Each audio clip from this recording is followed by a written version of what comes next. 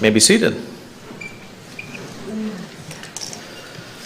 Our sermon today is taken from Acts chapter 16.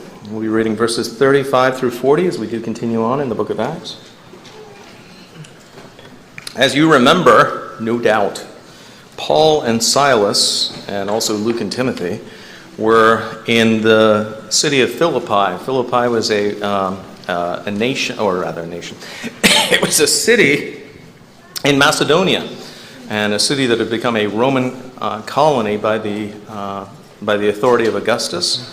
It was a place where there were many soldiers who had retired from the legions, but of course it was a very pagan community. We know that there was no synagogue in Philippi. That's why when Paul and Silas had gone there initially, they had gone down to the river, which was where Jews would gather to pray when there was no synagogue.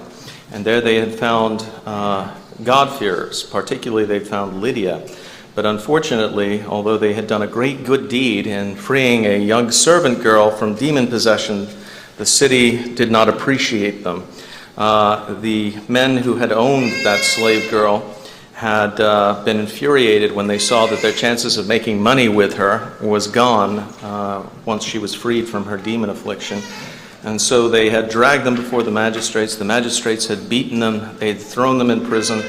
And then in that wonderful providence, though, we remember that everything, and I hope you do remember this, everything happens for a purpose, God's purposes. He knows the end from the beginning. He knows all of the turns and twists in your life, and He's appointed every single one of them.